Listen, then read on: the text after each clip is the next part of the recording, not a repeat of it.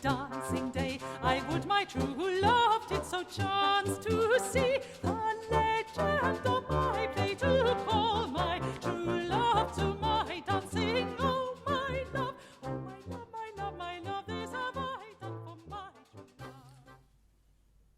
You probably know the medieval English carol, "Tomorrow shall be my dancing day." Tomorrow shall be my dancing day. Sing, O my love, O my love, my love, my love. This have I done for my true love.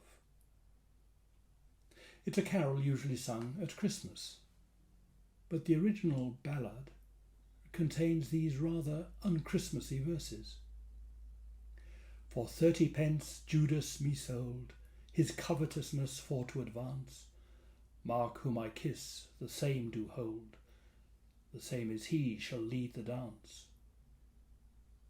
Then on the cross hanged I was, where a spear to my heart did glance. There issued forth both water and blood, to call my true love to my dance. Sing, O my love, O my love, my love, my love. This have I done for my true love. This have I done for my true love. The medieval carol characterised this day, which we call Good Friday, as an act of love performed by the lover for his loved one. Jesus is the lover, and we are the loved ones. This he has done for us. And though this is the most solemn and serious of days, it is a good day, and the medieval caroller saw the events of this day as a dance. The Via Dolorosa, the way of the cross, however painful and anguished, is a dance. And though the dance is dominated by a principal dancer who dances steps so profoundly beautiful that they are almost beyond our imagining, nevertheless, it is a dance in which we are called to participate, in which we, however slow-footed and unathletic, spiritually as well as physically, have our part to play. And that is why we do something rather odd in these days of Holy Week. Odd to us Western Christians at least. It wouldn't be odd if we'd been born and brought up in Moscow or Athens or Crete, where participation in the liturgy, the kissing of icons, the continuous chanting would be less a religious ritual and more the pattern of life. But we are not Orthodox Christians, at least not in the technical sense, and it is odd for us to move out of the realm of the passive and the sedate and the utterly reasonable. We may sing about the dance, but we're certainly not going to do it. And yet, on Palm Sunday, in churches around the world, congregations followed a cardboard cutout donkey in procession, or had a real donkey to lead their procession as they waved palm branches. And even on that occasion, if we didn't go out of church, we certainly moved out of our comfort zone. And many people, in many congregations, last evening, Maundy Thursday, many would have, in full sight of their fellow worshippers, have bared their feet and had them washed.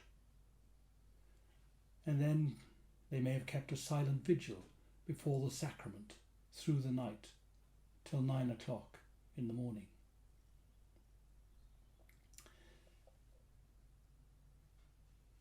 We will have stripped the sanctuary of its finery and its furnishings and scoured the altar with salt and water.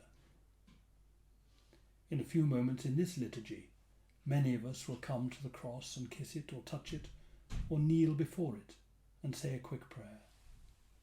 And tomorrow we will, many of us, come to the church and we will gather again without our familiar comforts at an hour that should be dark, but I fear will still be light. And in the darkness, in the cold, in the silence, watching and waiting and hoping that the dancer may yet again come among us and do his dance, and teach us the steps as he dances his way with us out of death and disaster into the new life of which he so often spoke. Yes, we do odd and unaccustomed things in this Holy Week, and on Monday morning it will be back to work or school, even in this time of pandemic, and Episcopalian decorum will once again be restored in our churches. But somehow we need to do this. We need to dramatise these events of which the Bible speaks. Drama simply means a doing, and we need to do something.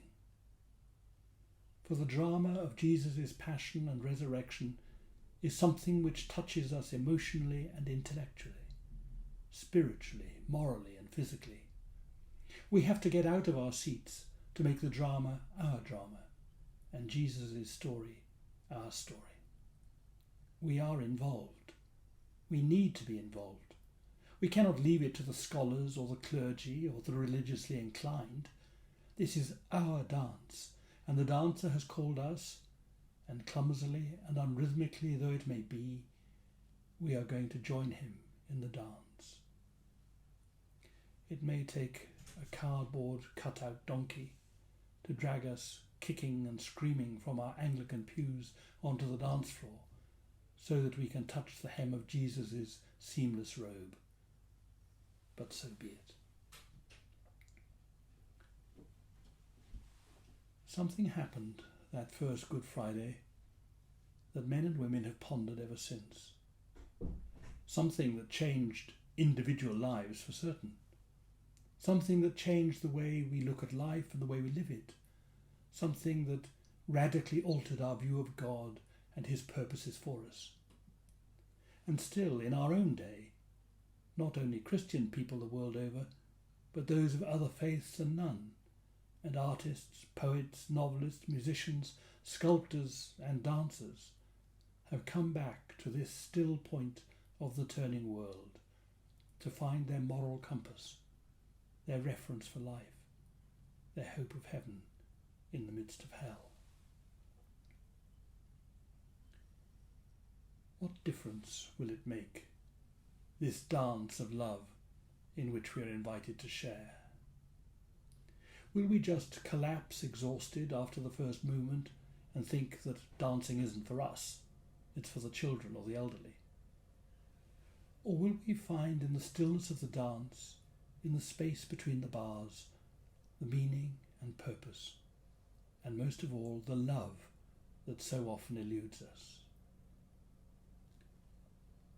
It was an American poet, T.S. Eliot, whom we Brits regard as English because he lived so long in England, though he was born in St. Louis and was educated at Harvard.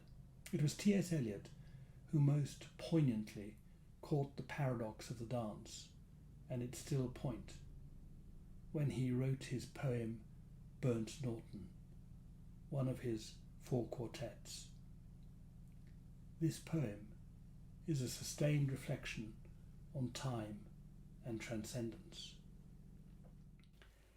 At the still point of the turning world, neither flesh nor fleshless, neither from nor towards, at the still point there the dance is, but neither arrest nor movement, and do not call it fixity, where past and future are gathered, neither movement from nor towards, neither ascent nor decline, except for the point, the still point, there would be no dance, and there is only the dance.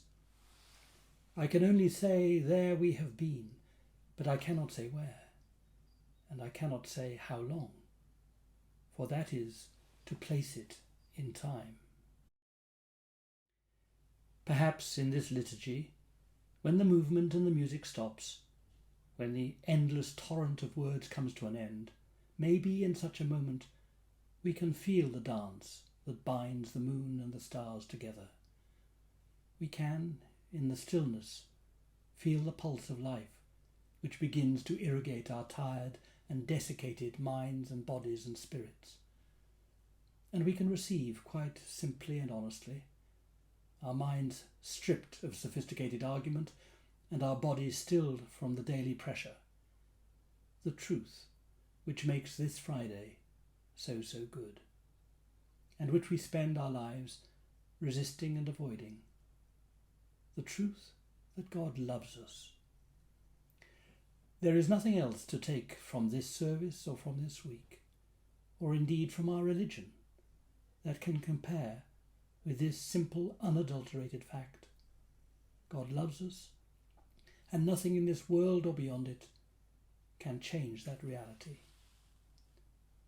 That reality is the still point of the turning world. Without it, there would be no dance. Today the still point is revealed in the anguished figure of a man stretched upon a cross. Dead though he is, he dances on into the kingdom his Father has prepared for him. And as we enter into the stillness of this moment, we learn the first steps of his dance. For today has become our dancing day.